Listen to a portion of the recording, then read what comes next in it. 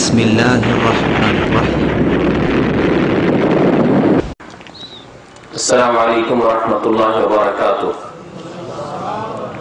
জোরে বলেন, আসসালামু আলাইকুম ওয়া রাহমাতুল্লাহি ওয়া বারাকাতুহু। যাতে ঘুম পালায়, তাহলে ঘুম চলে আসলে ফায়দা নেই। إن الحمد لله نحمده ونستعينه ونستغفره ونعوذ بالله من شرور أنفسنا ومن سيئات أعمالنا من يهده الله فلا مضل له ومن يضلله فلا هادي له وأشهد أن لا إله إلا الله وحده لا شريك له وأشهد أن محمدا عبده ورسوله صلى الله تعالى عليه وعلى آله وصحبه وسلم تسليما كثيرا. يا أيها الذين آمنوا اتقوا الله حق تقاته ولا تموتن إلا وأنتم مسلمون. يا أيها الناس اتقوا ربكم الذي خلقكم من نفس واحدة وخلق منها زوجها وبث منهما رجالا كثيرا ونساء واتقوا الله الذي تساءلون به والأرحام إن الله كان عليكم رقيبا.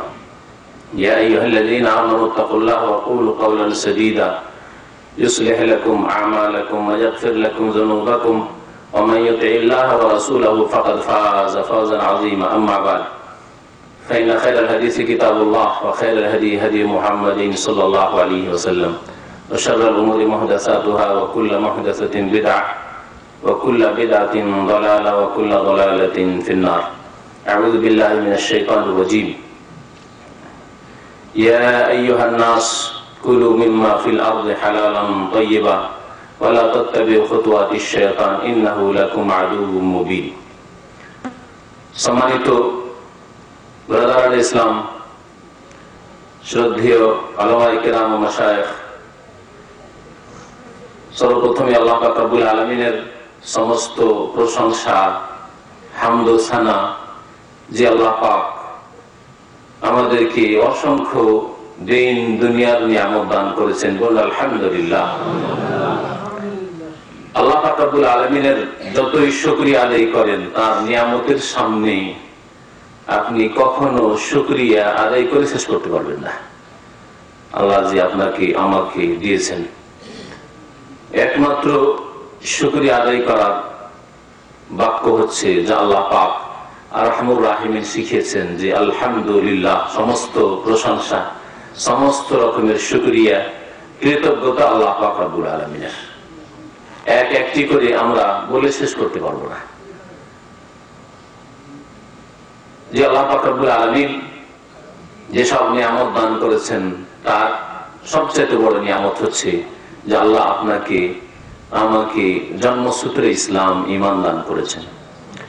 আল্লাহ পাক রব্বুল আলামিনের বহু নিয়ামতের আর একটি নিয়ামত হচ্ছে যে আল্লাহ আপনাকে আমাকে হালাল রিজিকের ব্যবস্থা দিয়েছেন, বলুন আলহামদুলিল্লাহ।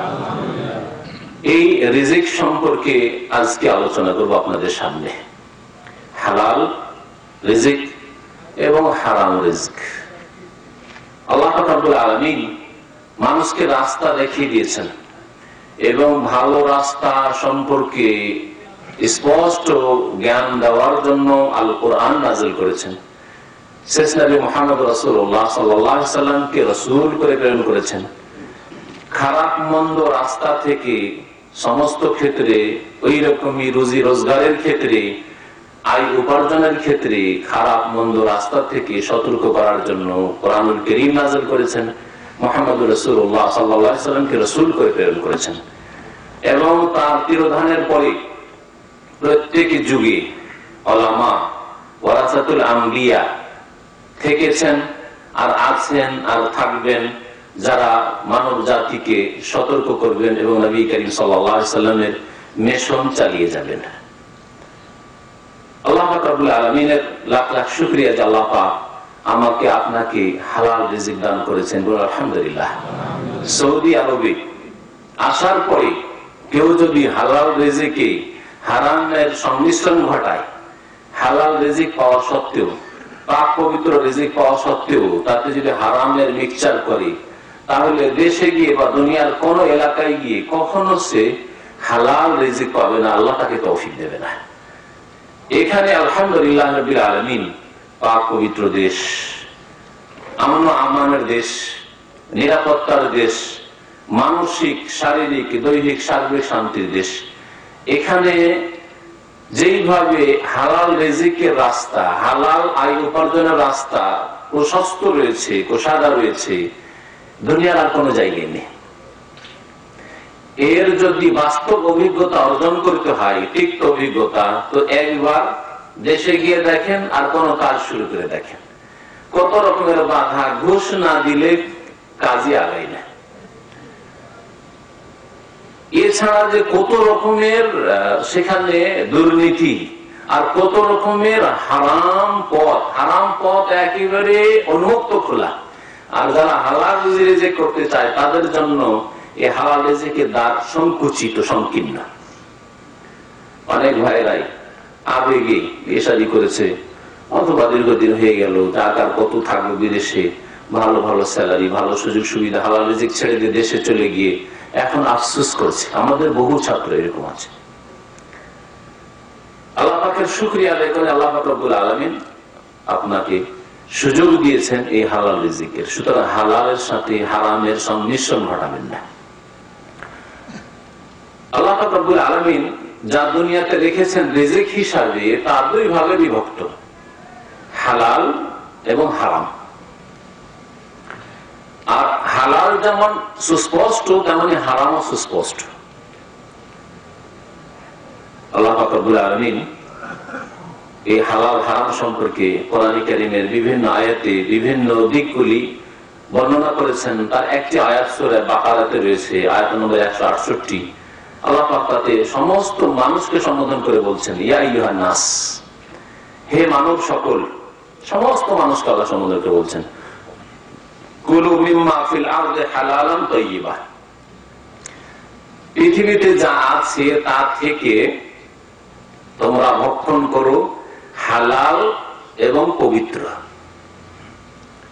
কুলু, তোমরা খাও দাও, ভোগ করো, মিম্মা ফিল আরদি, যা কিছু পৃথিবীতে রয়েছে তা হতে, হালালান মানে যা তোমার জন্য হালাল, তাইয়্যিবান যা তোমার জন্য পাক পবিত্র।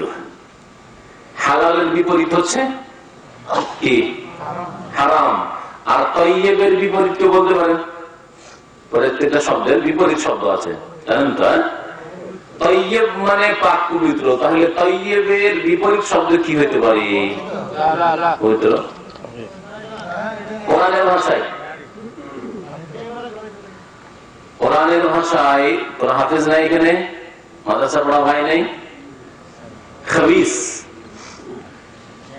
তাইয়্যিবের বিপরীত হচ্ছে খাবিস। খাবিস মানে নোংরা, নাপাক, ঘৃণিত। জি, আল্লাহ পাক যা হারাম করেছেন, রাসূলুল্লাহ সাল্লাল্লাহু আলাইহি ওয়াসাল্লাম যা হারাম ঘোষণা করেছেন, যা আপনার দিনের ক্ষতি করে, দুনিয়ার ক্ষতি করে, শরীরের ক্ষতি করে, জি, আপনার মন মস্তিষ্কের ক্ষতি করে, আপনার ধন সম্পদের ক্ষতি সাধন করে, আপনার সমাজের ক্ষতি করে, আপনার পরিবারের ক্ষতি করে, আপনার ছেলে মেয়েদের ক্ষতি করে, সবগুলো হচ্ছে খাবিস। খুব ব্যাপক শব্দ। তাহলে যেগুলি ক্ষতি করে আপনার অথবা আপনার পরিবারের, আপনার ধন দৌলতের, আপনার সমাজের, আপনার দেশের, সেগুলি হচ্ছে খাবিস। তাহলে যেগুলি ক্ষতি করে না, যেগুলোতে আপনার মন মস্তিষ্কের ফায়দা রয়েছে, আপনার শারীরিক ফায়দা রয়েছে, আপনার পারিবারিক ফায়দা রয়েছে, ছেলে মেয়েদের ফায়দা রয়েছে, আপনার সমাজের ফায়দা রয়েছে, আপনার দেশের ফায়দা রয়েছে, সেগুলি হচ্ছে তাইয়্যিব। তাইয়্যিবের বহুবচন হচ্ছে তাইয়্যিবাত। এইজন্য আল্লাহ পাক রব্বুল আলামিন আরেক আয়াতে বলেছেন, কুলু মিনাত তাইয়্যিবাত বা কুলু মিন তাইয়্যিবাতি মা রাযাকনাকুম। তাইয়্যিবাত আল্লাহ পাক বলেছেন। আল্লাহ পাক রব্বুল আলামিন এই আয়াত শেষ করি ইরশাদ করেছেন যে তোমরা পৃথিবীতে যা কিছু আছে তা থেকে হালাল এবং তাইয়্যিব পাক বস্তু ভক্ষণ করো। আর যদি হালাল পাক বস্তু ভক্ষণ না করো, তাতে হারামের সংমিশ্রণ করো অথবা খবিস নোংরা বস্তুর সংমিশ্রণ ঘটাও, তাহলে এটা শয়তানের অনুসরণ করা হবে। ওয়ালা তাত্তাবিউ খুতুওয়াতিশ শাইতান, তোমরা শয়তানের পায়ে পা দিও না, শয়তানের কদমে কদম রাখিও না, শয়তানের পদাঙ্কের অনুসরণ করিও না। ওয়ালা তাত্তাবিউ খুতুওয়াতিশ শাইতান, ইন্নাহু লাকুম আদুউম মুবিন, কারণ শয়তান তোমাদের প্রকাশ্য শত্রু। আপনাকে হারাম খেতে গিয়ে খুব মজা লাগলো, কারণ শয়তান মজা লাগাচ্ছে। হারাম ভোগ করতে, হারাম খেতে, হারাম পান করতে, হারাম টাকা পকেটে ঢুকাতে, হারাম জিনিসের ব্যবহার করতে মজা লাগে, কারণ শয়তান মানুষের জন্য সুসজ্জিত করে তা পেশ করে। আল্লাহ রাব্বুল আলামিন এই বিষয়টি কোরআনে কারীমের একাধিক আয়াতে উল্লেখ করেছে। ওয়াযায়্যানা লাহু শাইতান আমালাহু, শয়তান মানুষের জন্য তাদের কর্মগুলিকে সুসজ্জিত করে, অলংকৃত করে পেশ করে, মজা লাগে। আল্লাহ পাক রব্বুল আলামিন এই জন্য শয়তানের কদমে কদম রাখতে নিষেধ করে, শয়তানের পেছনে পেছনে চলতে নিষেধ করেছেন। যেই ব্যক্তি হালাল ছাড়া হারাম খেলো, আংশিক হোক অথবা পুরো হোক, যেই ব্যক্তি তাইয়্যিব পাক পবিত্র ছাড়া খবিস নোংরা বস্তু খেলো বা ব্যবহার করলো, পরিধান করলো, সে শয়তানের অনুসরণ করলো। আল্লাহ রাব্বুল আলামিন কত দয়াবান, মানব জাতিকে সাবধান সতর্ক করে দিচ্ছেন দুশমন থেকে। যদি আল্লাহ সতর্ক সাবধান না করতেন, তাহলে ভালো ভালো মানুষ আজকে তারা গুমরাহ হয়ে শয়তানের অনুসরণ করত। ইন্নাহু লাকুম আদুউম মুবিন, শয়তান তোমাদের প্রকাশ্য শত্রু। শয়তান ওই যে শুরু করেছে আদম আলাইহিস সালামের জামানা থেকে শত্রুতা করতে, কিয়ামত পর্যন্ত এই শত্রুতা অব্যাহত থাকবে। সুতরাং সাবধান। হালাল এবং তাইয়্যিব, এই দুটি বিষয় সম্পর্কে আপনাদের সামনে আলোচনা করব। হালালের বিপরীত হচ্ছে হারাম।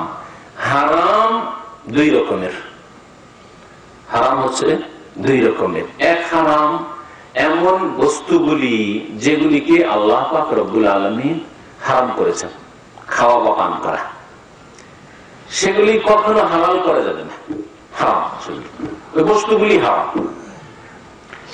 আর দ্বিতীয় কিছু হারাম জিনিস রয়েছে যেগুলি আসলে হালাল ছিল, কিন্তু বহিরাগত কারণে, বিশেষ কোন কারণে সেই জিনিসগুলি হারাম হয়ে গেছে।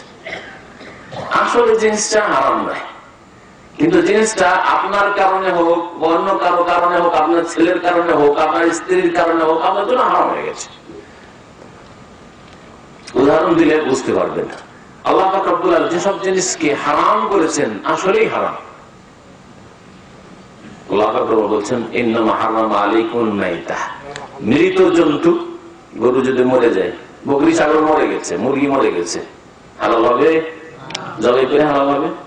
জমজমের পানি দিয়ে কোনো মতে হালাল হবে না, তাই না? হারাম হয়ে গেছে। ইন্নামা হারামা আলাইকুম মাইতা, আল্লাহ পাক তোমাদের জন্য মৃত জন্তুকে যেগুলি জবাই করা ফরজ, তাহলে হালাল হবে।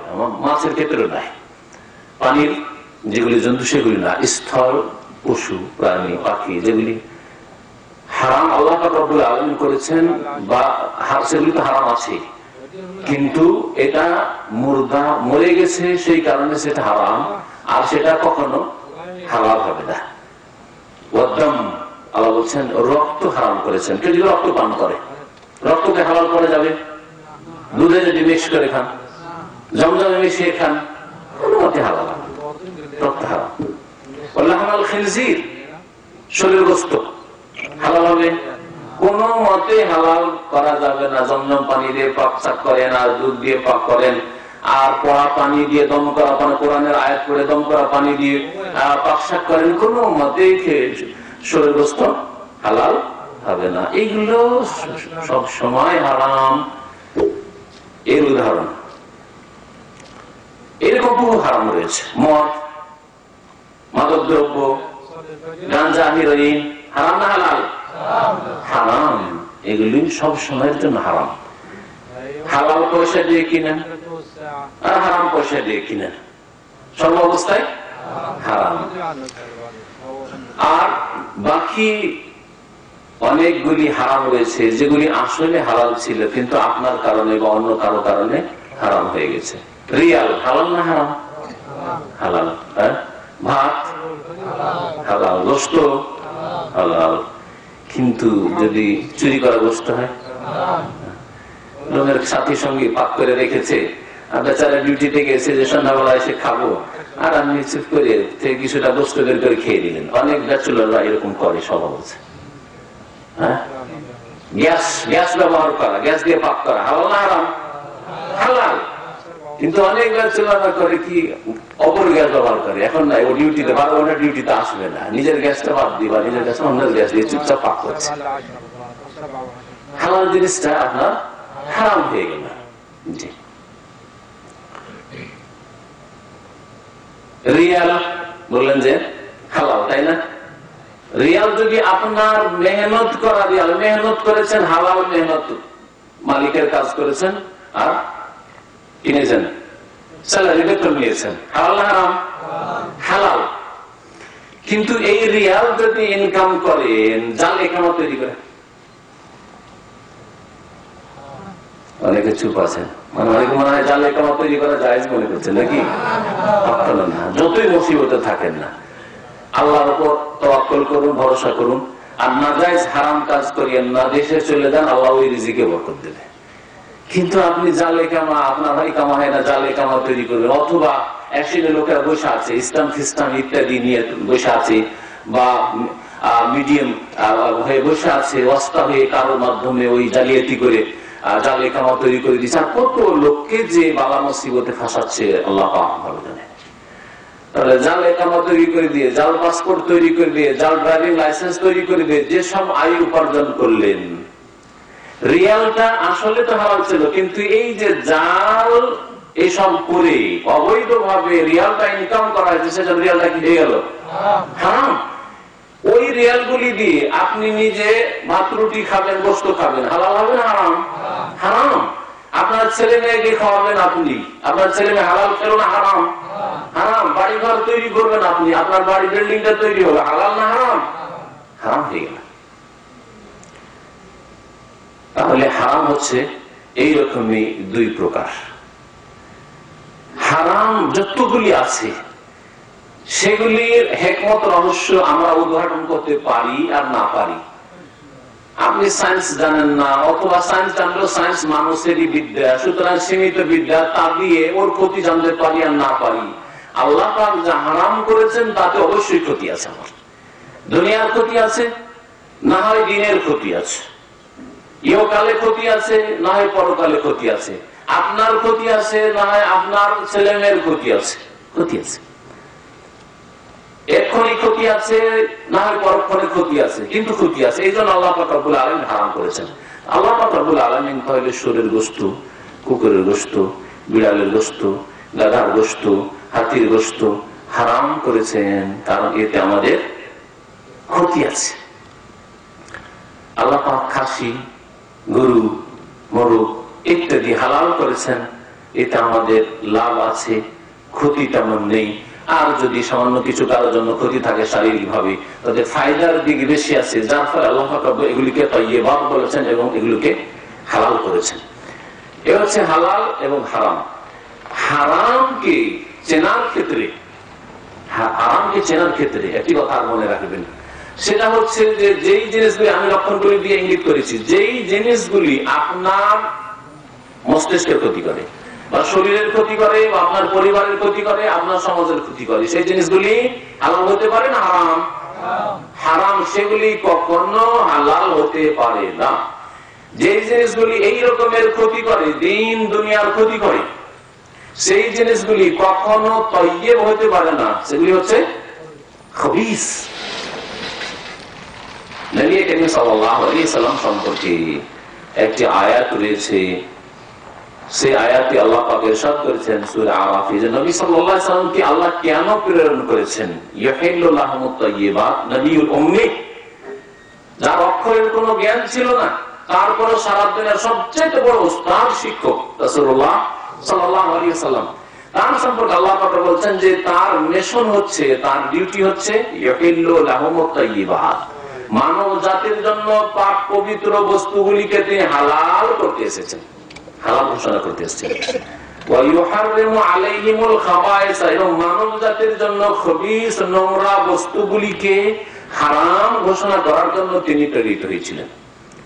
রাসূলুল্লাহ সাল্লাল্লাহু আলাইহি ওয়াসাল্লামকে আল্লাহ পাক এই জন্য পাঠিয়েছিলেন। সুতরাং হালাল হারাম আপনার মন মেজাজের উপরে ছেড়ে দেওয়া হয়নি, যে আপনার মেজাজে লাগছে যে এটা হারাম ভালো নয়, ভালো নয়, এটা ভালো লাগছে, ভালো লাগছে না, এর উপরে ছেড়ে দেওয়া হয়নি। বরং এই কাজ করার জন্য রাসূলুল্লাহ সাল্লাল্লাহু আলাইহি ওয়াসাল্লামকে পাঠানো হয়েছে আল্লাহর পক্ষ থেকে জানিয়ে দেওয়ার জন্য যে কি আপনার জন্য হালাল আর কি আপনার জন্য হারাম।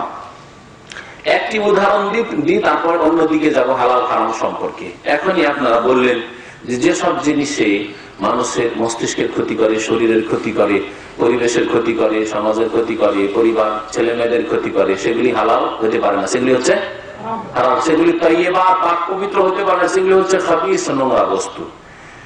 তাহলে মদ খেলে মস্তিষ্কের বিকৃতি ঘটে, গাঁজা মস্তিষ্কের বিকৃতি ঘটে, শরীর ধ্বংস হয়ে যায়, তাই না?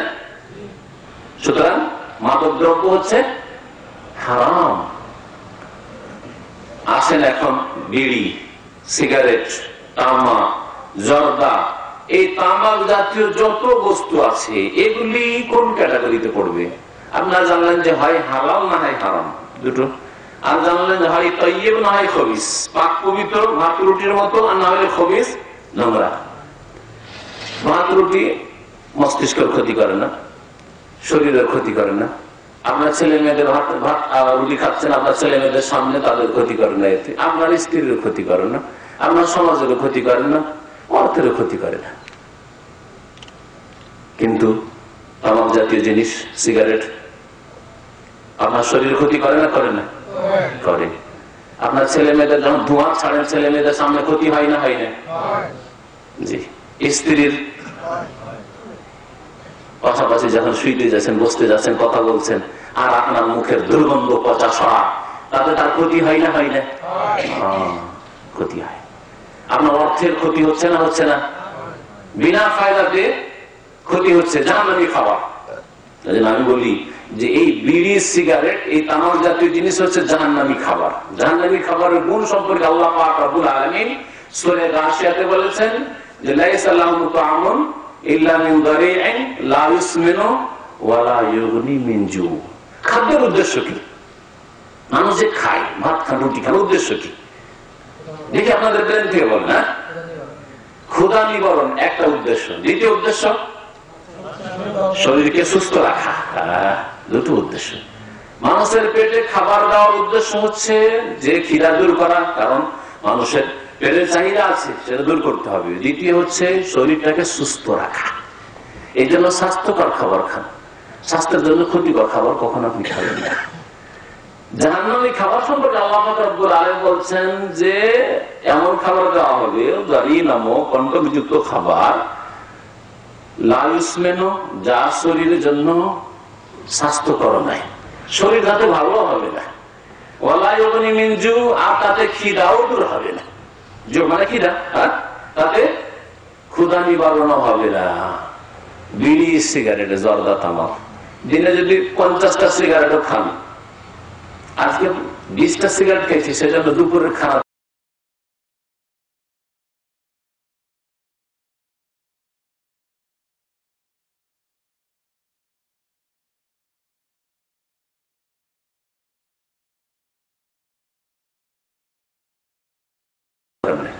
চলবে, হবে? তাহলে খিদা দূর করাতেও কাজে আসে না যে আজকে দুপুর খাবার লাগবে না, রাতের খাবার লাগবে, রাত আজকে বিড়ি খেয়ে থেকে যাবো, সিগারেট খেয়ে থেকে যাবো, জর্দা খেয়ে থেকে যাবো, এটা হয় না। তাহলে এই জাহান্নামী খাবারের এক লক্ষণ পাওয়া গেল। দ্বিতীয় লক্ষণ হচ্ছে যে স্বাস্থ্যকর নয় সেই খাবার। বিড়ি, সিগারেট, জর্দা, তামাক এগুলি শরীরের জন্য উপকারী না অপকারী? অপকারী। এমন অপকারী, এমন অপকারী যে যারা কাফের, যারা অমুসলিম, আল্লাহ পরকালে বিশ্বাসী না, কোরআনের বিধানে বিশ্বাসী নাই, শরীয়তে বিশ্বাসী নাই, তারাও লিখে রেখেছে সিগারেটের প্যাকেটে যে এটা হচ্ছে শরীরের জন্য, স্বাস্থ্যের জন্য ক্ষতিকর বস্তু। সতর্ক করে দিয়েছে, বিক্রি করেছে, সতর্ক করে দিয়েছে। তাহলে জাহান্নামী খাবার না? বিড়ি, সিগারেট, জর্দা, তামাক, গুল, খৈনি, যতগুলি জিনিস আছে এই ধরনের জিনিস, সেগুলি। আর ঢালা হারে খাচ্ছে বিড়ি, সিগারেট যারা খাচ্ছে, তারা কে আমাদের দেশের মোল্লারা যারা জর্দা দিয়ে পান খায়, তারা একটু অভদ্র বলে, হ্যাঁ বিড়ি সিগারেট খায়। আর ওরা যে ভদ্রতার সাথে হারাম খাচ্ছে, পার্থক্য শুধু একটু, পানে জর্দা দিয়ে ভদ্রতার সাথে হারাম খাচ্ছে, আর বিড়ি সিগারেট যারা খাচ্ছে এই ঘুষে ঘুষে খাচ্ছে অভদ্রতার সাথে খাচ্ছে, আর কোনো পার্থক্য নেই। এরা হারাম খাচ্ছে, ওরা হারাম খাচ্ছে। খাবাইস আল্লাহ পাক রব্বুল আলামিন দুনিয়াতে যা কিছু রেখেছেন মানুষ ভক্ষণ করছে দুই ভাগে বিভক্ত, তাইয়্যিবাত আর খাবাইস। আচ্ছা, ভাত রুটি জুস বাথরুমে বসে খেতে পারবেন? কখনো রুচি হবে না যে ভাতের প্লেট নিয়ে বাথরুমে বসে আছেন, এদিকে পেশাব পায়খানাও চলছে আর খাচ্ছেন। এটা অমুসলিমও রুচি করে খেতে পারবে না। পক্ষান্তরে বিড়ি সিগারেট, অধিকাংশ বিড়ি সিগারেট খোরেরা আর জর্দা দিয়ে যারা পান খায়, পান চিবাচ্ছে আর এদিকে কাজায় হাজার করছে। বিড়ি সিগারেট অনেকে বলে, এরকম শুনে থাকি, পরোক্ষ ভাবে শুনে থাকি, যে ওদের পায়খানায় খোলাসা হয় না যতক্ষণ পর্যন্ত সকালবেলা গিয়ে বাথরুমে একটা বিড়ি ধরে বা সিগারেট ধরে না বসবে। খবিস জায়গায় গিয়ে খবিস জিনিস খায়, তাইয়্যিবা কখনো খায় না। আর ভালো জায়গায় ভালো জিনিস খায়। এই মজলিসে, নেকির মজলিসে, মসজিদে, মাদ্রাসায়, ভালো পরিবেশে আপনি ভাত রুটি জুস সবকিছু খেতে পারবেন। কিন্তু এখানে যদি কোনো বেনামাজিকে বলা হয় যে তোমাকে এখানকার সিগারেট ধরিয়ে খেতে হবে, কখনো পারবেন না। পারবেন? আপনার সামনে কখনো পারবেন না, আপনি যদি সামান্য ভদ্রতা থাকে। আমাদের দেশের মানুষকে দেখা যায় আসছে আসছে দেখলে সামনে হুজুর আসছে, হ্যাঁ, যেহেতু হুজুরকে একটু চিনে আছে, জানি জেনে নেবে যে আমি খাচ্ছি, বা দেখে নেবে, জানলে যে খাই, কিন্তু না, ওর সামনে খাওয়া যাবে না, হুজুরের সামনে খাওয়া যাবে না, বাবার সামনে খাওয়া যাবে না, শ্বশুর বাবার সামনে খাওয়া যাবে না, ফেলে দিলে দেখে। তো ভালো জিনিস যদি হইতো অবশ্যই খেতে পারতেন। শ্বশুরের কাছে বসে বসে ভাত রুটি খেতে পারছেন না, বিড়ি সিগারেট কেন খেতে পারছেন না, তাহলে বোঝা গেল যে হারাম। আল্লাহ পাক রব্বুল আলামিন হালাল এবং হারামকে স্পষ্ট করেছেন। নবী করিম সাল্লাল্লাহু আলাইহি ওয়াসাল্লামের প্রসিদ্ধ হাদিস, সহিহ বুখারী মুসলিমের হাদিস, আল হালালু বায়্যিনুন ওয়াল হারামু বায়্যিনুন। হালাল হচ্ছে স্পষ্ট আর হারাম হচ্ছে স্পষ্ট। জানার সামান্য চেষ্টা করলে আপনি জানতে পারবেন। ওয়াবাইনাহুমা মুশতাবিহাত, আর এই দুইয়ের মাঝে কিছু জিনিস আছে জনসাধারণের জন্য অস্পষ্ট খানিকটা। মুশতাবিহাত মানে অস্পষ্ট।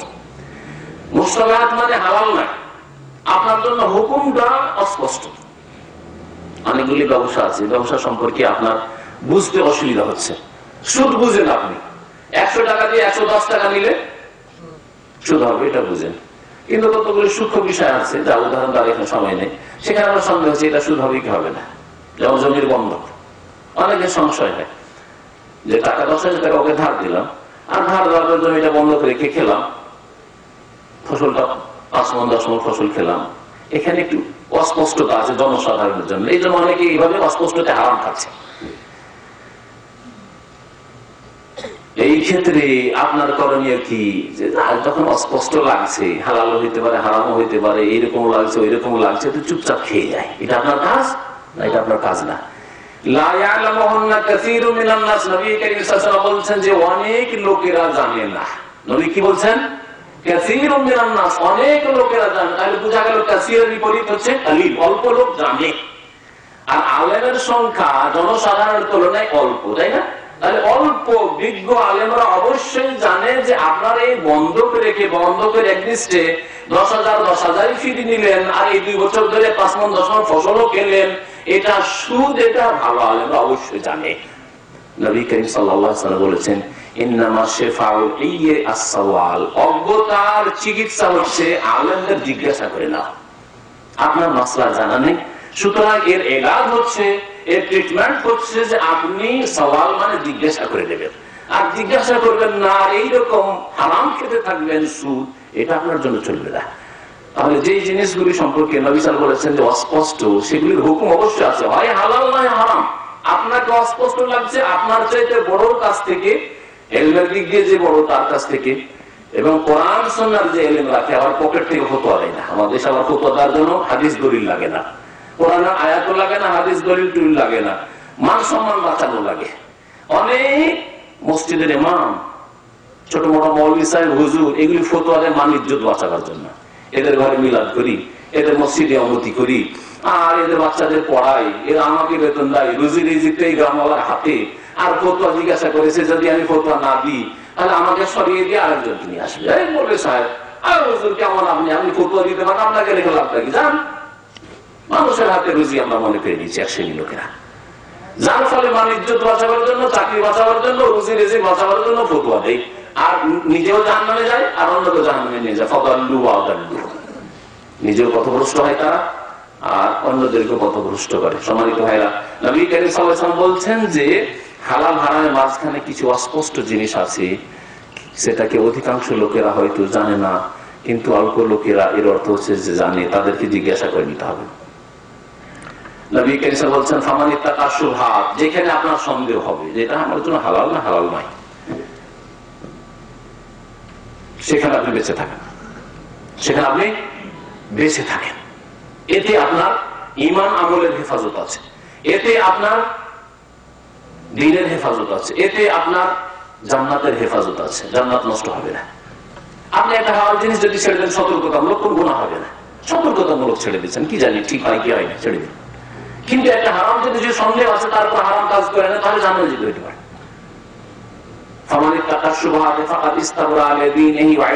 যেই ব্যক্তি সন্দেহের জিনিসগুলি থেকে বেঁচে থাকলো, সে নিজের দ্বীনের হেফাজত করে নিল আর মান ইজ্জতের হেফাজত, সমালোচনার পাত্র হলো না, সমালোচনার পাত্র হলো না।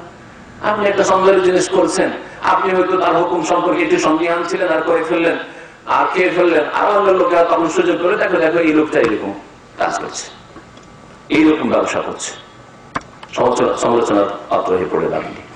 ওমান ওয়াকাফি শুবহাত ওয়াকাফিল হারাম, নবী করিম সাল্লাল্লাহু আলাইহি ওয়াসাল্লাম বলছেন, আর যেই ব্যক্তি সন্দেহে পড়ে গেল, মানে সন্দেহের কাজে লিপ্ত হয়ে গেল, সন্দেহ লাগছে তারপরে খেয়ে ফেললো, সন্দেহ লাগছে তারপরেও ব্যবসা শুরু করে দিল, ওয়াকাফিল হারামে, সেই ব্যক্তি হারামে লিপ্ত হয়ে গেল, হারাম কাজ করলো, হারাম খেয়ে ফেললো।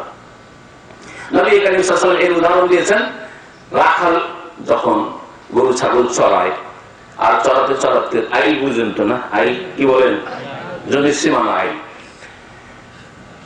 নিজের মালিকের জমিতে চড়াতে চড়াতে আইলে যদি চড়াতে চলে যায়, তাহলে তার জন্য কি আশঙ্কা আছে, চট করে আরেকজনের জমিতে আরেকজনের ফসলে মুখ দিয়ে দিতে পারে, খেয়ে নিতে পারে ওই গরু ছাগলগুলি, তাহলে হারাম কাজ করলো, গুনার কাজ করলো। ওই রকমই যেই ব্যক্তি সন্দেহের জিনিসে পড়লো, সন্দেহের কাজ করলো, সন্দেহের ব্যবসা করলো, সন্দেহ আছে রিজিকে, তারপরে খেলো, ওয়াকাফিল হারামে, সেই ব্যক্তি হারামে লিপ্ত হয়ে গেল।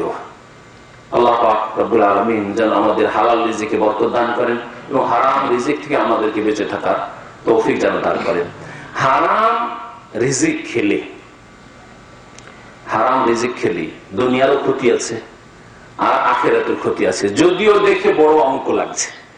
অনেক সময় টাকা পয়সা যখন ইনকাম হয়ে আসে, হারাম দিয়ে আর অনেক টাকা আসে, তখন লোভ সামলাতে পারে না, মানে কিন্তু 2-4 টাকার লোভ সামলাতে পারে না, আর বেশি অঙ্কের টাকা আসলে তো আরো মুশকিল। সিনেমা হল খুলে মুসলমান দেশে ইনকাম করছে, দিনে হাজার হাজার লাখ লাখ টাকার ইনকাম হয়ে আসছে, এত বড় ইনকাম কি করে ছেড়ে দিই, লোভ সামলাতে পারে না। অনেকে অল্প টাকায় লোভ সামলাতে পারে না, ক্যাশে বসে মালিকের জিনিসপত্র বিক্রি করে দোকানপাটে বাকালায়, আর ওখান থেকে 1 রিয়াল 2 রিয়াল করে চুরি করে, বেশি না, সকালের নাস্তায় 2 রিয়াল কফিলের খায়, নিজের বেতন থেকে না খেয়ে কফিলের খায়, অথচ কফিলের অনুমতি নেই। এইভাবে মনে করলেন আমার সাদিক বন্ধু দোকানে এসছে, তো ওকে খাওয়াবো, আবার আমার পকেট থেকে কি খাওয়াবো, আমি তো বাকালাতে আছি, তো উঠিয়ে দিয়ে দিলাম, আর এটাকে আমার জন্য হালাল মনে করলেন। আপনার সাদিক বন্ধু, আপনার কফিলের তো সাদিক বন্ধু না। এগুলিতে অনেক সময় আপনার কি হচ্ছে, সন্দেহ হচ্ছে সাধারণ মানুষ হিসাবে, যে আমি যখন এখানে মেহনত করছি আর আমার বন্ধু এই দোকানে আসলো মালিকের, তেমন অসুবিধা কি 2 রিয়ালের খাওয়াইলাম, হয়তো জায়েজ না, কখনো না। এই সন্দেহ থেকে বেঁচে, এটা হচ্ছে আইল, আল্লাহ পাকের সীমানা, তিলকা হুদুদুল্লাহ ফালা তা'তাদুহা, এগুলি হচ্ছে আল্লাহ পাকের সীমারেখা, আল্লাহ পাকের সীমানা। খবরদার এই সম্পর্কে তোমরা বাড়াবাড়ি করিও না, সীমা লঙ্ঘন করিও না। আল্লাহ পাকের সীমানা যে পার করে যাবে তারাই হচ্ছে জালিম, আল্লাহ পাক বলছেন। সম্মানিত ভাইরা, বলছিলাম যে হালাল রিজিকে বরকত রয়েছে, যদিও দেখতে অল্প হয়, আর হারাম রিজিকে যদিও দেখতে অনেক বেশি হয়, তাতে কোনো বরকত নেই, তাতে কোনো শান্তি নেই। দুনিয়ার ক্ষতি, আখিরাতের ক্ষতি। এই দুনিয়ার ক্ষতিটা বেশি করে আপনাদের বোঝাবার চেষ্টা করব, কারণ দুনিয়ার ক্ষতি যদি হয় তো মানুষ বেশি সতর্ক হবে। পক্ষান্তরে আখিরাতের ক্ষতি যদি বলি, তো আজকাল অধিকাংশ মানুষের ওই সম্পর্কে দূরের ব্যাপার, অনেক দূরের ব্যাপার। জালিকার জন বাইর কাফেররা যখন নবী করিম সাল্লাল্লাহু আলাইহি ওয়াসাল্লাম মওতের পরে উঠতে হবে, জবাব দিতে হবে, আখিরাতের কথা, কিয়ামতের কথা বলতেন, তখন আয়েদা নিতে না, মরে যাবো, কুন্না তুরাবান, তারপরে মাটিতে মিশে যাব, তারপরে জালিকার জন বাইকে, তারপরে উঠে আসতে হবে, এটা অনেক দূরের কথা। আমরা এইরকম মুখে উচ্চারণ করে না বললেও আমাদের মুসলিম সমাজে অধিকাংশ মানুষ আমার আছে, কাজে কর্মে চালচলনে আমরা বলছি, চালচলন ওইরকম। পরকালের ব্যাপারটা অত গুরুত্বই দিতে চাই না। পরকালে আপনার কঠিন অবস্থা হবে হারাম রিজিক খেয়ে গেলে। হারাম রিজিক খেয়ে শরীরের গোশত, মাংস, ওজন যত বাড়বে সবগুলি জাহান্নামে যাবে। নবী করিম সাল্লাল্লাহু আলাইহি ওয়াসাল্লামের হাদিস মুসনাদ আহমদে আছে, আরো কয়েকটি মুসনাদ বাজ্জার, আবু ইয়ালা, বেশ কিছু কিতাবে আছে। হাদিসগুলি বিভিন্ন ভাষায়। নবী করিম সাল্লাল্লাহু আলাইহি ওয়াসাল্লাম বলেছেন, কুল্লু লাহমিন নাবাতা মিনাস সুহতি ফান্নারু আউলা বিহি। যে কোনো বস্তু, লাহম মানে কি, এই আপনার শরীরের বস্তু, আমার শরীরের বস্তু যদি তৈরি হয় নাবাতা মিনাস সুহতি মিনাল হারামি, হারাম খেয়ে তৈরি হয়, হারাম পান করে তৈরি হয়, ফান্নারু আউলা বিহি, তাহলে জাহান্নাম এই শরীরের, এই রক্তের, এই মাংসের হক দাঁড়াবে। নবী করিম সাল্লাল্লাহু আলাইহি ওয়াসাল্লামের আরেকটি হাদিস রয়েছে যে কুল্লু জাসাদিন গুযিয়া বিল হারাম, যেই বডি তৈরি হবে হারাম গিজা দিয়ে, মানে হারাম আহার দিয়ে, হারাম রুজি রিজিক দিয়ে, কানাতিন নারু আউলা বিহি, জাহান্নাম তার হকদার হবে। লা ইয়াদখুলুল জান্নাতা লাহমুন নাবাতা মিনাস সুহত, নবী সাল্লাল্লাহু আলাইহি ওয়াসাল্লাম আরেক হাদিস রয়েছে, জান্নাতে ওই লোকের গোশত মাংস শরীর যাবে না, জান্নাত যাবে না, যার শরীরের গোশত রক্ত তৈরি হয়েছে হারাম খেয়ে, হারাম দিয়ে। আপনার ওজন ছিল যখন নাবালক ছিলেন 20 বছর, 30 বছর, 40 বছর, এই বয়সগুলিতে 20 কিলো, 30 কিলো, 40 কিলো, 50 কিলো, আর আজকে ওজন বাড়তে বাড়তে 60, 70, 80 কিলো ওজন হয়েছে। কিন্তু এগুলি সব অধিকাংশ হারাম খেয়ে বা হারামের মিক্সচারে, কিছু হালাল খেয়েছেন, কিছু হারাম। মুসলিম সমাজের লোক হালালও খায়, হারামও খায়, অধিকাংশ লোকেরা এইরকম হয়ে তৈরি হয়েছে। এই যত গোশত তৈরি হয়েছে, যত রক্ত তৈরি হয়েছে, এই শরীর জাহান্নামে যাবে, জান্নাতে যাবে না, নবী করিম সাল্লাল্লাহু আলাইহি ওয়াসাল্লাম বলেছেন। কিন্তু এইরকম আখিরাত সম্পর্কে হাদিস শুনে যে হারাম খেয়ে যদি আমি শরীর তৈরি করি, বডি তৈরি করি, হারাম যদি রুজি রিজিক করি, হারাম যদি আয়ু উপার্জন করি, তা জান্নাত যেতে পারবো না, এতে লা ইউহাররিকু সাকিনান, অধিকাংশ মানুষের মধ্যে হরকত আসে না, একটু ভয়ে তৈরি হয় না, চিন্তা তৈরি হয় না যে হাই কি করলাম, তাহলে আমাকে সংশোধন করতে হবে, তওবা করতে হবে। ইল্লা মান রাহিমাল্লাহ, অল্প কিছু লোক আছে যারা হয়তো সংশোধন করছে। কিন্তু যদি বলি দুনিয়ার ক্ষতির কথা, হ্যাঁ দুনিয়ার ক্ষতি আছে, বহু ক্ষতি আছে। তার মধ্যে একটি ক্ষতি হচ্ছে যে দুনিয়াতে আপনি বালা মুসিবতে পড়বেন যদি এই হারাম খান, হারাম উপার্জন করেন। হারাম উপার্জন দিয়ে অনেক টাকা পয়সা করলেন, কিন্তু দেখা যাচ্ছে আল্লাহ পাক আপনাকে ছাড় দিয়েছেন, ঢিল দিয়েছেন, 5 বছর, 10 বছর, 20 বছর, রাতারাতি বড় লোক হয়ে গেলেন, রাতারাতি লাখ টাকার মালিক, কোটি টাকার মালিক হয়ে গেলেন। কিন্তু দেখা গেল এত দ্রুত বালা মুসিবত আসলো, আপনার অপারেশন, আপনার স্ত্রীর অপারেশন, আপনার ছেলে মেয়ের অসুখ বিসুখ, আর চুরিয়া ডাকাতি ছিনতাই, এই 1 ঘন্টার বিপদ আপদ, 1 ঘন্টার বিপদ আপদ, এগুলি দুনিয়ার ক্ষতি। টাকা অনেক টাকা নিয়ে গেলেন, কিন্তু টাকা এক দ্বার দিয়ে ঢুকেছিল হারাম টাকা, আর এক রাস্তা দিয়ে ডাক্তারখানা হাসপাতালে চলে গেল, আর না হলে চোরের বাড়িতে চলে গেল, ছিনতাইকারীর বাড়িতে চলে গেল, ডাকাতের বাড়িতে চলে গেল। আর একটা বালা বা গজব আসে হারাম রিজিক খেলে, সেটা হচ্ছে ছেলে মেয়েরা সৎ হয় না, হারাম টাকা পাঠিয়ে বাড়ি তৈরি করেছেন, আর সেই বাড়িতে আপনার স্ত্রী বসবাস করে, ছেলে মেয়েরা বসবাস করে। ওই হারাম টাকা ফুল অংশ বা কিছু অংশ দিয়ে আপনার ছেলে মেয়েরাকে ভালো ভালো স্কুলে পড়াচ্ছেন, ফিস দিয়ে পড়াচ্ছেন, হারাম টাকার মিক্সচার। ওই ছেলে মেয়ে কখনো পড়ে মানুষের মতো মানুষ, মুসলিম মানুষ হবে না, অসৎ মানুষ হবে, বেহায়া বেপরদা হবে। আপনার অবদ্ধ হয়ে, আপনার স্ত্রীর অবদ্ধ হয়ে প্রেম করে আপনার মেয়ে পালিয়ে যাবে, কোর্ট ম্যারেজ করবে।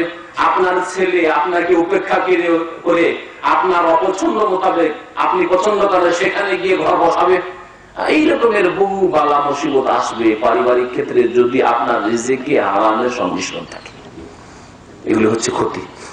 যেসব মানুষের ছেলে মেয়েরা অসৎ হয়, তার পিছনে বেশ কিছু কারণের মধ্যে লালন পালন, তরবিয়ত, এটা তো কারণ আছেই যে আপনি হয়তো ভালো লালন পালন করেননি, কিন্তু আরেকটি যেটা বড় কারণ সেটা হচ্ছে যে আপনি ছেলে মেয়েদের হারাম খাওয়াইছেন,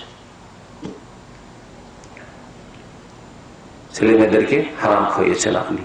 আপনি ছেলে মেয়েকে টাকার অঙ্কের দিক দিয়ে ঠিক দিলেন, পড়াশোনার খরচ দিলেন, আপনি ভালো স্কুল দিলেন, ভালো মাদ্রাসা দিলেন, এই দিক দিয়ে ভালো ভালো খেতে দিচ্ছেন, কিন্তু আপনি যে খাবারটা দিয়েছেন, আপনি যে পোশাকগুলি দিয়েছেন ছেলে মেয়েদেরকে, তাতে হারাম মিশানো আছে, হারাম মিশানো আছে, যার ফলে ছেলে সৎ হচ্ছে না, যার ফলে যখনই ছেলে সাবালক হলো নামাজ পড়ছে না, বাংলায় কথা শুনছে না, নেশা করা শুরু করলো, খারাপ সাথী সঙ্গীদের সাথে চলাফেরা শুরু করলো, সন্ত্রাসী হয়ে গেল, ডাকাত হয়ে গেল, খুনি হয়ে গেল, ইত্যাদি ইত্যাদি, গাঁজা শুরু করে দিল, বহু রকমের পাপে জড়িত হয়ে গেল। আপনার জন্য এখন মানসিক অশান্তি, বুড়ো বয়সে আপনি আর আপনার স্ত্রী বুড়া বুড়ে এখন হার্টের রোগী, ছেলে মেয়েদের চিন্তায় যে আমার ছেলে মেয়েগুলো সব অসৎ হয়ে গেল। কত লোক যে এরকম ভুগছি আল্লাহ পাক জানে। আমাদের দাম্মাম খোবারে এক লোক ছিল, নাম না বললে গিবত হবে না, বিনা নামে, দুটো মেয়ে ছিল, অনেক টাকার মালিক, বড় স্যালারিতে চাকরি করতো, চাকরি করার পরে পশ্চিমা দেশে চলে গেল, ইউরোপে চলে গেল কোন এক দেশে। আর যাওয়ার পরে সেখানে দুই মেয়ে যুবতীকে সেখানকার কলেজ ইউনিভার্সিটিতে পড়াতে লাগলো। দুই মেয়ে দুই খ্রিস্টানের সাথে বেরিয়ে চলে গেল, দুই খ্রিস্টানের সাথে ইমান গেল, দুনিয়া গেল, আখিরাত গেল, মান গেল, ইজ্জত গেল, সব গেল। আল্লাহ না করে আপনার আমার হয়, আল্লাহ যেন কবুল করেন। আল্লাহ পাক আমাদেরকে সৎ হওয়ার তৌফিক দান করেন, আমাদের ছেলে মেয়েদেরকে নেক সৎ বানাবার জন্য আল্লাহ পাক তৌফিক দান করেন। এর পিছনে কারণ আছে। এমনিতে আপনার দুটো মেয়ে ছিল, দুটোই বেরিয়ে চলে গেল, এমনি নয়, মুখস্থ কথা নয়, পিছনে নিশ্চয়ই স্টাডি করার প্রয়োজন রয়েছে, এটাকে ভালোভাবে অধ্যয়ন করার প্রয়োজন রয়েছে যে কেন এরকম হইল আমার। আপনি আপনার অবস্থা বেশি ভালো জানেন, আমি আমার অবস্থা বেশি জানি। যদি আমার সাহাবায়ে কেরামরা এই সূক্ষ্ম অনুভূতি রাখতেন, এমনকি সালাফে সালেহ বলছেন যে আমার যদি ছোট্ট একটা গুনাহ থাকে, তার কুপ্রভাব আমার যে সওয়ারি ঘোড়া রয়েছে বা আমার যে উট রয়েছে তার চরিত্রে দেখতে পাই। ঘোড়ার উপরে চড়ে লাফ দিল, ঘোড়া পিঠে রাখতে চাই না, অথবা একটা লাফ ঝাড়লো, বুঝতে পারলাম যে আমি নিশ্চয় কোনো গুনাহ করেছি।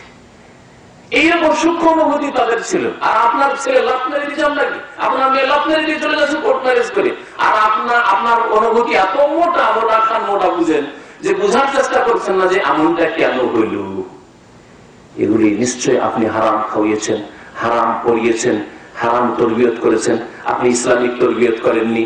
তাদের যদি আপনি শারীরিক সেবা করে থাকেন, পরিচর্যা করে থাকেন, আপনি আধ্যাত্মিক সেবা করেননি।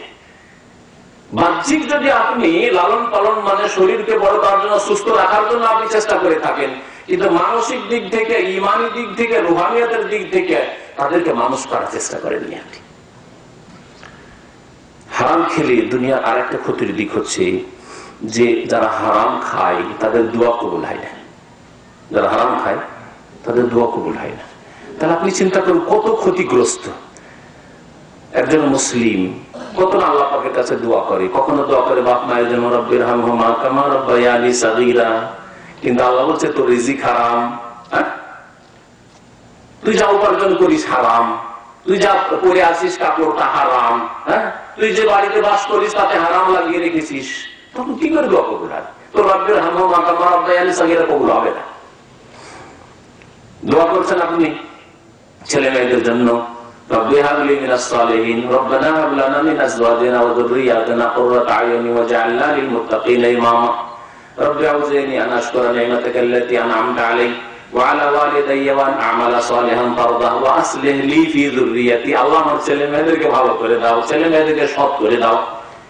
ইন্নী তুবতু ইলাইকা ওয়া ইন্নী মিনাল মুসলিমিন, আল্লাহ ওই দিক থেকে বলছেন যে হারাম করে, হারাম কি আছিস তুই তোর ছেলে মেয়েদেরকে হারাম খাওয়াইছিস, তুই হারাম টাকা দিয়ে বাড়ি তৈরি করেছিস, হারাম টাকা তুই বিদেশ থেকে নিয়ে এসছিস, হারাম উপার্জন করেছিস, তোর দোয়া কবুল হবে না। ছেলে মেয়েদের জন্য দোয়া করছেন কবুল হয় না, বাপ মায়ের জন্য দোয়া করলেন কবুল হয় না, নিজের জন্য দোয়া করছেন কবুল হয় না। আইয়ুব আলাইহিস সালাম অসুস্থ হলেন, একবার শুধু দোয়া করলেন, রব্বি আন্নী মাসসানিয়া দুররু ওয়া আনতা আরহামুর রাহিমিন। ছোট্ট দোয়া, হে রব আন্নী মাসসানিয়া দুররু, আমি অসুস্থ হয়ে পড়েছি, আমাকে অসুস্থ রোগ ব্যাধি আমাকে স্পর্শ করেছে, ও আনতা আরহামুর রাহিমিন, আর তুমি সবচেয়ে বেশি দয়াবান। যত দয়ালু দুনিয়াতে হতে পারে সবার চাইতে বেশি তুমি আরহামুর রাহিমিন, দয়ালু। একটি দোয়া করলেন আর সাথে সাথে দোয়া কবুল হইল। আদম আলাইহিস সালাম একটি দোয়া করলেন, সাথে সাথে দোয়া কবুল হলো। আর আপনি আমি আমাদের মতো অনেক লোক রাত দিন দোয়া করছেন, আপনি দোয়া কবুল হয় না, দোয়ার আপনি রেজাল্টই পাচ্ছেন না, ফলাফল পাচ্ছেন না। আর মাঝে মধ্যে এসে কোন আলেমকে বলছেন যে সাহেব কি ব্যাপার, আমি দোয়া করছি কোন কিছু বুঝতেই পারি না, কবুল হয় না, কিছুই পাই না। কেন খুঁজে দেখেন না আপনি? তাহলে আপনি আল্লাহ পাকের কত মুহতাজ, আল্লাহ পাকের কত মুখাপেক্ষী, আর তারপরে আপনি নিজের দোয়া নিজেই কবুল হতে দিচ্ছেন না। নবী করিম সাল্লাল্লাহু আলাইহি ওয়াসাল্লামের একটি বড় হাদিস রয়েছে সহিহ মুসলিমে। নবী সাল্লাল্লাহু আলাইহি ওয়াসাল্লাম বলছেন যে আল্লাহ পাক রব্বুল আলামিন ইন্নাল্লাহা তাইয়্যিবুন লা ইয়াকবালু ইল্লা তাইয়্যিবান, আল্লাহ পাক পাক পবিত্র, সুতরাং পাক পবিত্র ছাড়া অন্য কিছু গ্রহণ করেন না। আল্লাহ আপনার কাছ থেকে আমার কাছ থেকে যেটা পাক সেটা কবুল করেন। আপনি হালাল টাকা দান করবেন, আল্লাহ কবুল করবেন। হালাল টাকা পয়সা দিয়ে মসজিদ মাদ্রাসা তৈরি করবেন, কবুল করবেন। হালাল টাকা ইসলামের খেদমতে লাগাবেন, আল্লাহ পাক কবুল করবেন। হালাল টাকা পয়সা দিয়ে ছেলে মেয়ে মানুষ করবেন, আল্লাহ কবুল করবেন। হালাল পয়সা হালাল রিজিক আপনি আপনার স্ত্রীকে খাওয়াবেন, আল্লাহ কবুল করবেন। হালাল পয়সা দিয়ে বাপ মায়ের সেবা যত্ন চিকিৎসা করবেন, আল্লাহ পাক কবুল করবেন। ইন্নাল্লাহা তাইয়্যিবুন লা ইয়াকবালু ইল্লা তাইয়্যিবান, আল্লাহ পাক রব্বুল আলামিন পাক পবিত্র, সুতরাং তিনি পাক পবিত্র ছাড়া আর কিছুই কবুল করেন না। খবিস, নোংরা, হারাম রিজিক ব্যয় করবেন আপনি, তা আল্লাহ পাক কবুল করবেন না। ওয়া ইন্নাল্লাহা আমারাল মুমিনিনা বিমা আমারা বিহিল মুরসালিন, আর আল্লাহ পাক রব্বুল আলামিনের এমন একটা আদেশ রয়েছে যে আদেশটা যেমন মুমিনদের রয়েছে তেমন রাসূলের জন্য রয়েছে। আল্লাহ পাকের একই রকমের নির্দেশ, যেই বিষয় সম্পর্কে আল্লাহ নির্দেশ দিয়েছেন মুমিন মুসলিমদেরকে, ঈমানদারদেরকে, যারা বিশ্বাসী তাদেরকে, ঠিক তেমনই ওইভাবে আল্লাহ পাক নির্দেশ দান করেছেন নবী রাসূলগণকে। দুটি আয়াতে, একটি আয়াত সূরা বাকারা আর একটি আয়াত সূরা নাহলের। আল্লাহ পাক ইরশাদ করেছেন, নবী সাল্লাল্লাহু আলাইহি ওয়াসাল্লাম এই হাদিসে দুটি আয়াতে তুলে ধরাইছে, ইয়া আইয়ুহাল্লাযীনা আমানু কুলু মিন তাইয়্যিবাতি মা রাযাকনাকুম, হে ঈমানদার মানুষেরা, কুলু মিন তাইয়্যিবাতি মা রাযাকনাকুম, যা আমি তোমাদেরকে রিজিক দিয়েছি তা থেকে তাইয়্যিবাত পাক পবিত্র বস্তুগুলি তোমরা খাও, দাও, ভক্ষণ করো। আর আল্লাহ পাকের পাক রিজিক, হালাল রিজিক খেয়ে ওয়াশকুরুলিল্লাহ, শুকরিয়া আদায় করো। আল্লাহ পাকের শুকরিয়া আদায় করতে হবে। আল্লাহ পাকের শুকরিয়া আদায় করার আমাদের দেশি শুকরিয়া হচ্ছে খাওয়ার শরীরে খুব ভালো মানুষ যেটা খায় বলে বিসমিল্লাহ, আর শেষখানে খেয়ে দে কি বলে আলহামদুলিল্লাহ, শুকুর আলহামদুলিল্লাহ। আমাদের দেশে শুকুর আলহামদুলিল্লাহ, শুকুর আলহামদুলিল্লাহ। এই মনে করলো যে আমি খুব ভালো মানুষ, আমি বিসমিল্লাহ বলে খাওয়া শুরু করলাম আর আলহামদুলিল্লাহ দিয়ে খাওয়া শেষ করলাম, আমি শুকরিয়া আদায় করলাম। এটা হচ্ছে মুস্তাহাব শুকরিয়া আদায়। ভালো করে শুনে রাখেন, এটা হচ্ছে এই দোয়াগুলি পড়া সুন্নাত মুস্তাহাব, তাই না? তাহলে সুন্নাত মুস্তাহাব শুকরিয়া আদায়, তাহলে তার আগে ফরজ শুকরিয়া আদায় আছে, ফরজ শুকরিয়া আদায় আছে। আল্লাহ পাকের রিজিক খান, হালাল রিজিক, এবং আল্লাহ পাকের ফরজ শুকরিয়া আদায় করেন। ফরজ শুকরিয়া হচ্ছে 5 ওয়াক্ত নামাজ, 3 বার খাবেন অথবা 5 বারই খান, অসুবিধা নেই। আজকালকার অধিকাংশ মানুষ 5 বার খায়, তাই না? সকালে 2টো নাস্তা, একবার ফজর পরে পরে, আবার একটা সকালে 10টার সময় নাস্তা, জোহরে একবার, বিকেলে নাস্তা, আবার রাতে 5 বার খাই না, খাই না। আজকালকার বাচ্চা, আমরা খালি পেটে বাসি পেটে মাদ্রাসা গেছি আর 11টার সময় এসে বাসি পেটে খেয়েছি। এইভাবে আমরা বলতাম আজ থেকে 30 বছর 40 বছর আগে। আর আজকালকার ছেলেরা, আমাদের ছেলেরা কি সকালে একবার নাস্তা করিয়ে দিয়ে আবার একটা নাস্তা বেঁধে দিয়ে পড়া, 9টার সময় টিফিন হবে, তখন এক নাস্তা, 2টো তো হয়ে গেল। জোহরে এসে আবার একবার খাবার, মাগরিবের আগে বা পরে আর এক নাস্তা, রাত্রে 9টা 10টার সময় আবার খাবার। 5 বার না? 5 বার আল্লাহ রিজিক খাচ্ছেন আপনি, আপনার ছেলে মেয়ে, আর 5 বার নামাজ পড়ে আপনি ফরজ শুকরিয়া আদায় করবেন না? আশ্চর্য কথা। আল্লাহ বলছেন কুলু মিন তাইয়্যিবাতি মা রাযাকনাকুম, যে রিজিক আমি দিয়েছি তার থেকে পাক পবিত্র খাও, ওয়াশকুরুলিল্লাহ, আর খেয়ে দিয়ে আল্লাহ ফরজ শুকরিয়া আগে আদায় করো। নামাজ পড়েন না আর খেয়ে দিয়ে আলহামদুলিল্লাহ, এই শুকরিয়া আল্লাহ কবুল করবেন না। না শুকরগুজার আপনি অকৃতজ্ঞ, আপনি নেও খারাপ, আল্লাহ পাক রব্বুল আগে ফরজ শুকরিয়া আদায় করতে হবে। আপনার কফিলের ডিউটি আগে, আপনার যে 8 ঘন্টার ডিউটি, বাধা ধরা ডিউটি আছে, ওইটা করার পরে তারপরে ওভারটাইম করতে হবে। আর আপনি যদি বললেন যে বস আমি আমার এই ডিউটি করতে পারবো না, 8 ঘন্টা ডিউটি করতে পারবো না, তাহলে বিকালবেলা ঠান্ডার সময় এসে আপনার ওভারটাইম 2 ঘন্টা করে দেবো, চলবে? চলবে না। তো যারা শুধু খেয়ে দিয়ে আলহামদুলিল্লাহ বলেন আর 5 ওয়াক্ত নামাজ পড়েন না, খেয়াল করে 3 ওয়াক্ত 2 ওয়াক্ত 1 ওয়াক্ত পড়েন, এরা আল্লাহ পাকের ফরজ ডিউটি করতে চায় না, এরা ওভারটাইম করতে চায়। ওভারটাইম করা ছিল। আল্লাহ পাকের শুকরিয়া আদায় করো। ইন কুনতুম ইয়াহু তা'বুদুন, যদি সত্যিকার অর্থে আল্লাহ পাকের তোমরা বান্দা হও, আল্লাহ পাকের ইবাদত গুজার হও, তাহলে তোমরা হালাল খেয়ে দিয়ে আল্লাহ পাকের শুকরিয়া আদায় করো। তাহলে বুঝা গেল যে নামাজ পড়ার আগে হালাল খেতে হবে, হারাম খেয়ে দিয়ে ইবাদত করবে না। হালাল খাও, হালাল পড়ো, হালাল পান করো, হালাল ছেলে মেয়েদেরকে খাওয়াও, পাক পবিত্র খাওয়াও। আর আল্লাহ পাকের ফরজ শুকরিয়া আদায় হচ্ছে 5 ওয়াক্ত নামাজ দৈনিক। আল্লাহ পাকের ফরজ শুকরিয়া হচ্ছে রমজান মাসের রোজা। আল্লাহ পাকের ফরজ শুকরিয়া হচ্ছে টাকা পয়সা আল্লাহ দিয়েছেন 70 2.5 টাকা, 100 টাকাতে মাত্র 2.5 টাকা গরিবকে দিন, এটা আল্লাহ পাকের শুকরিয়া আদায় করা। আল্লাহ পাকের শুকরিয়া হচ্ছে জীবনে কমপক্ষে একবার হজ করা, উমরা করা, এটা আল্লাহ পাকের শুকরিয়া। আল্লাহ পাকের শুকরিয়া হচ্ছে যে আল্লাহ পাক যখন আপনাকে দিয়েছেন তো আপনি বাপ মায়ের সেবা করেন, আপনি যা খাচ্ছেন, আপনার পরিবার ছেলে মেয়েকে যা খাওয়াচ্ছেন তার চাইতে ভালো বাপ মাকে খাওয়ান। কারণ বাপ মা যদি আপনাকে মানুষ করে এইরকম শক্তিশালী বড় না করে দিত, বিদেশে আপনি আসার ক্ষমতা রাখতেন না। যখন 6 মাস 1 বছরের ছিলেন, 3 মাসের ছিলেন, তখন আপনার গলা টিপার দরকার ছিল না। শীতকালে পৌষ মাঘ মাসে বিছানার নিচে মাটিতে মেঝেতে যদি আধা ঘন্টা ফেলে রেখে দিত তো আপনার বারাতটা মিটে যেত, সেখানে শেষ হয়ে যেতেন। কখনো আমরা চিন্তা করি না এইভাবে, কখনো এভাবে চিন্তা করি না। স্ত্রীর কথা শুনি, শ্বশুর শাশুড়ির কথা শুনি, ওরা কানে কানে যা বলে সেই পরামর্শ শুনি, কিন্তু বাপ মায়ের কদর করি না। আল্লাহ পাকের এগুলি হচ্ছে শুকরিয়া আদায় করা। যেই ব্যক্তি বাপ মায়ের খেদমত করলো সে আল্লাহ পাকের শুকরিয়া আদায় করলো। যেই ব্যক্তি 5 ওয়াক্ত নামাজ পড়লো সে আল্লাহ পাকের শুকরিয়া আদায় করলো। এগুলো হচ্ছে ফরজ শুকরিয়া। তারপরে সুন্নাত মুস্তাহাব শুকরিয়া আদায় হচ্ছে যে সুন্নাত মুস্তাহাব কাজগুলিতে অংশ নেন, আল্লাহ পাকের রিজিক খেয়ে দিয়ে আলহামদুলিল্লাহ পড়েন, আর মাঝে মধ্যে চলতে ফিরতে উঠতে বসতে আল্লাহ পাকের জিকির আজকার করেন, আর মাঝে মাঝে আপনি আল্লাহকে অনুভূতি নিজের মধ্যে সৃষ্টি করেন যে সব আল্লাহর দান। আল্লাহ যদি আজকে আমাকে সুস্থ না রাখতেন, আমার এক বন্ধু, আমার এক সাথী হাসপাতালে আছে, আমি যদি সেটা হইতাম, আমার এক বন্ধু ইন্তেকাল করেছে, হার্ট অ্যাটাক হয়ে মারা গেছে, আর তার ছেলে মেয়েরা ছোট সব নাবালক হয়ে আছে, সবই বিধবা এতিম হয়ে গেছে, তার স্ত্রী বিধবা হয়ে গেছে, ছেলে মেয়ের এতিম হয়ে গেছে, যদি এটা যদি আমার সাথে হইতো, সুবহানাল্লাহ। অন্তর থেকে এই অনুভূতি নিয়ে আল্লাহ পাকের শুকরিয়া আদায় করেন। এগুলো হচ্ছে সুন্নাত মুস্তাহাব শুকরিয়া আদায়, কিন্তু তার আগে ফরজ শুকরিয়া আদায় করতে হবে। সম্মানিত ভাইরা, হালাল রিজিক যদি না খান তাহলে দোয়া কবুল হয় না। এই সম্পর্কে হাদিসটি বলছিলাম, একটি আয়াত বললাম, আর একটি এই আয়াতে মুমিনদেরকে সম্বোধন করা হয়েছে, আইয়ুহাল্লাযীনা আমানু, হে মুমিনরা, কুলু মিন তাইয়্যিবাতি মা রাযাকনাকুম, পাক পবিত্র যে রিজিক আমি দিয়েছি তা তোমরা খাও। আল্লাহ পাকের শুকরিয়া আদায় করো। রাসূলগণকে আল্লাহ কি বলে সূরা নাহলে, ইয়া আইয়ুহার রাসূলু কুলু মিনাত তাইয়্যিবাতি ওয়া আমালু সালিহা।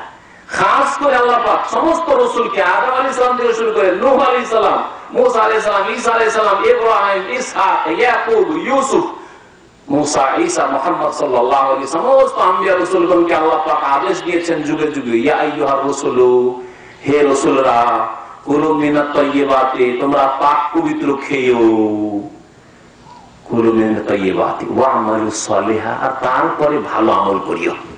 তাহলে বোঝা গেল যে তাদেরকে এই হুকুম ছিল ভালো ভালো কাজ করবে আর ভালো কথা বলবে মানুষকে। আর তোমরা যদি হালাল তাইয়্যিবাত পাক পবিত্র না খাও তাহলে তোমাদের এই কথা দিয়ে দাওয়াত দিয়ে কাজ হবে না। এই জন্য আপনি যদি আপনার স্ত্রীকে পর্দা করতে বলেন, আপনার স্ত্রীকে বলেন যে তুমি অপর পুরুষের সাথে কথা কেন বলো, হাসি মুখে কেন ওর সাথে কথা বলো, বা ওকে দেখে হাসো কেন, অপর পুরুষের দিকে তাকাও কেন, মিষ্টি মিষ্টি ভালো ভালো উপদেশ দিচ্ছেন, আমি কি তোমার জন্য যথেষ্ট নই, এসব কথা যদি বলেন আর তাদেরকে যদি হালাল না খাওয়ান তাহলে কখনো চরিত্র গঠন হবে না, চরিত্রহীন তারা হয়ে যাবে। কুলু মিনাত তাইয়্যিবাতি ওয়া আমালু সালিহান, পাক পবিত্র খাও তারপরে নেক আমল করো। সুতরাং পাক পবিত্র নিজে খাবেন, নিজের স্ত্রীকে খাওয়াবেন, ছেলে মেয়েদের খাওয়াবেন, আর নেক আমল করবেন। এটা হচ্ছে আল্লাহ পাক রব্বুল আলামিনের আদেশ। আম্বিয়া রাসূলগণকে আদেশ করেছেন, আর জনসাধারণ মুসলিমকে, মানুষকে আল্লাহ পাক রব্বুল আলামিন এই নির্দেশ দান করেছেন। তারপরে নবী করিম সাল্লাল্লাহু আলাইহি সাল্লাম এই দুটি আয়াত উল্লেখ করার পরে বলছেন, সুম্মা যাকারা রাজুলা আশআসা আকবরা ইয়ামুদ্দু ইয়াদাইহি ইলাস সামাই। এমন এক লোকের কথা নবী করিম সাল্লাল্লাহু আলাইহি ওয়াসাল্লাম উল্লেখ করলেন যে যার চুলগুলি ছিল বিক্ষিপ্ত ছিল, চিরুনি করার মতো সময় নেই বা চিরুনি কেনার মতো পয়সা নেই, আশ্বাস জীর্ণ শীর্ণ কাপড় চোপড় শরীর চুল এদিক ওদিক হয়ে আছে, পকেটে পয়সা নেই, সচ্ছলতা নেই, অভাবী মানুষ, গরিব মানুষ। এটা কেন উল্লেখ করেন? কারণ গরিব মানুষ যে একবারে জীর্ণ শীর্ণ অবস্থায় থাকে, একেবারে অসহায় অবস্থায় থাকে, আল্লাহ পাকের দয়া হয়। আল্লাহ পাকের দয়া একটা কারণ মজুর আছে, আগবারা ধুলো ধূসরিত, আর মহিলা শরীরে ময়লা লেগে আছে, ধুলো লেগে আছে, বা পরিষ্কার পরিচ্ছন্ন হবে তো সাবান কেনার পয়সা নেই, এ তো গরিব মানুষ। তাহলে আল্লাহ পাকের দয়া হওয়ার কথা। একজন মানুষ যদি বেশি পরিষ্কার পরিচ্ছন্ন আর দামে দামে আতর সেন্ট লাগায় অহংকার আসতে পারে, তাই না? কিন্তু একজন গরিব মানুষ, তার অহংকারের ব্যাপার কি আছে? সে ধুলো ধূসরিত হয়ে আছে, ধুলো লেগে আছে, কাপড়ে ধুলো বালি লেগে আছে। এই অবস্থায় আকাশের দিকে হাত উঠাচ্ছে, হাত উঠিয়ে দোয়া করলে কবুল হয়, তাহলে হাত উঠিয়েও সে দোয়া করছে,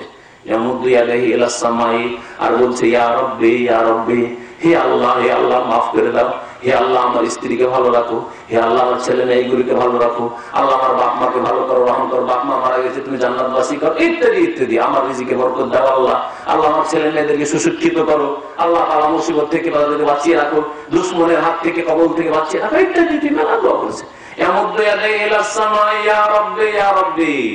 নবী করিম সাল্লাল্লাহু আলাইহি ওয়াসাল্লাম বলেছেন ওয়া মাতআমুহু হারামুন ওয়া মালবাসুহু হারামুন ওয়া মাশরাবুহু হারামুন ওয়া গুযিয়া বিল হারাম।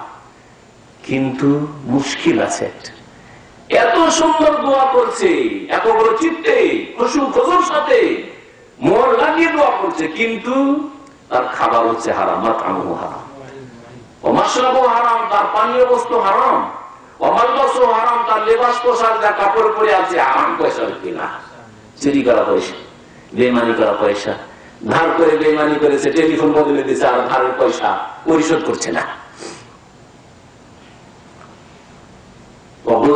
হারাম, এমনকি তার আহারই হচ্ছে হারাম, রাত দিন যা খাই হারামের সংমিশ্রণ।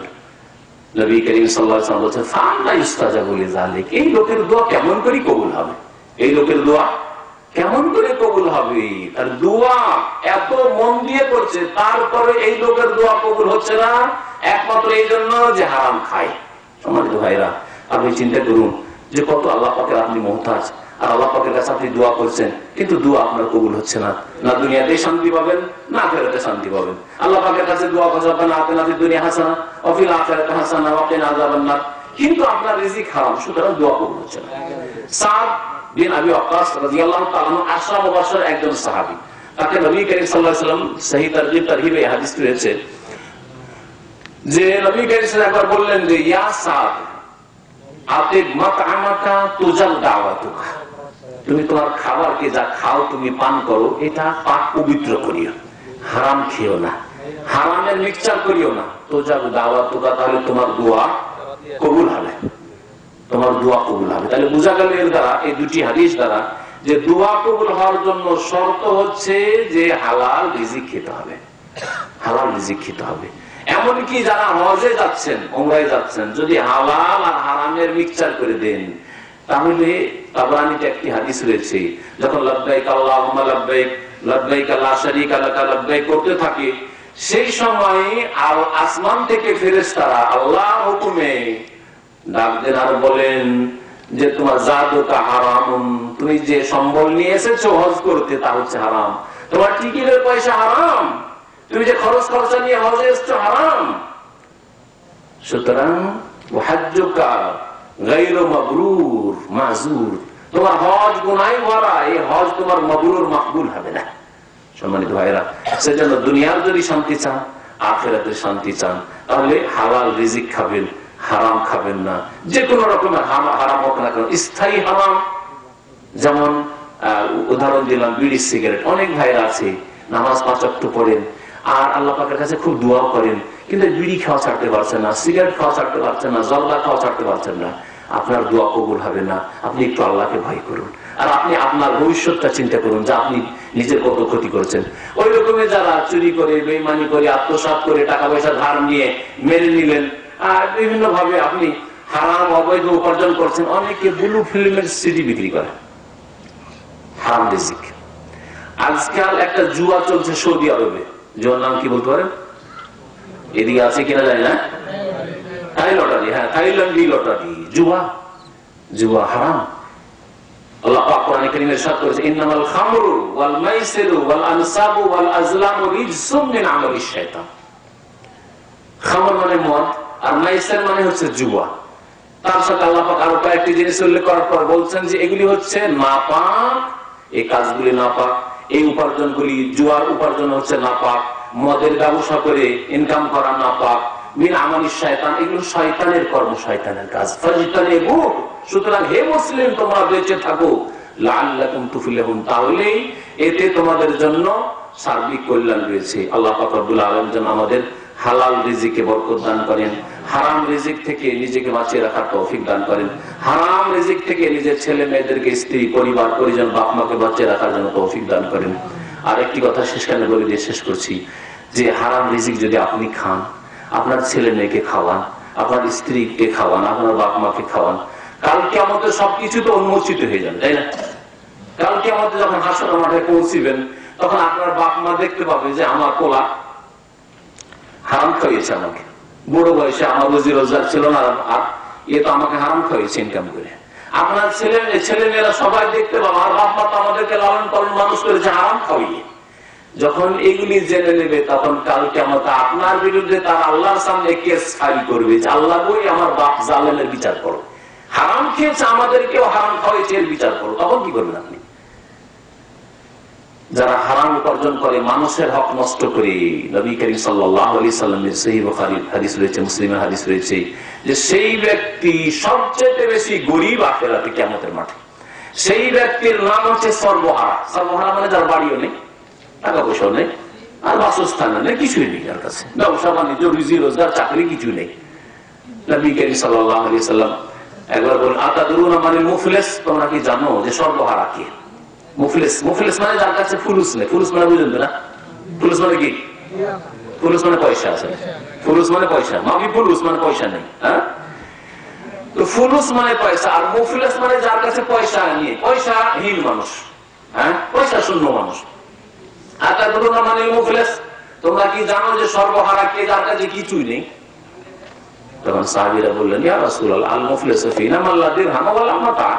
সর্বহারা ওই ব্যক্তি, একেবারে শোচনীয় অবস্থা, অসহায় আর্থিক দিক থেকে ওই ব্যক্তি যার কাছে না টাকা আছে, না কড়ি আছে, না বাড়ি আছে, না মাল সামান আছে। মান লা দিরহাম ওয়ালা মাতা। নবী করিম সাল্লাল্লাহু আলাইহি ওয়াসাল্লাম বলেন, ইন্নাল মুফলিসা মিন উম্মতি মান ইয়াতি ইয়াওমাল কিয়ামাতি বিসসালাতিন ওয়া সিয়ামিন ওয়া যাকাতিন ওয়া আতিয়াতি কাদ শাতামা হাযা ওয়া আকালা মালা হাযা ওয়া দারাবা হাযা ওয়া সাফাকা দামা হাযা। নবী করিম সাল্লাল্লাহু আলাইহি ওয়াসাল্লাম বললেন যে কিয়ামতের মাঠে ওই ব্যক্তি সর্বহারা, ও হচ্ছে আসল গরীব, ওই হচ্ছে আসল অসহায়। যেই ব্যক্তি কিয়ামতের মাঠে আসবে কি অবস্থায়? কাউকে গাল দিয়েছে, কাউকে মেরেছে, মারধর করেছে, আর কারো বেইমানি করেছে, কোনো বেইমানি, টাকা পয়সা নিয়ে বেইমানি, জমি বেইমানি, বাড়ি প্লট বেইমানি, ধাক্কার নিয়ে উধাও হয়ে গেল, বিভিন্ন রকম ভাবে চুরি করেছে ক্যাশ থেকে, অন্যায় ভাবে ধন সম্পদ আয় উপার্জন করেছে। এরকম বিভিন্ন মানুষের হক নষ্ট করে কিয়ামতের মাঠে হাজির হয়েছে, কিন্তু পাক্কা নামাজি।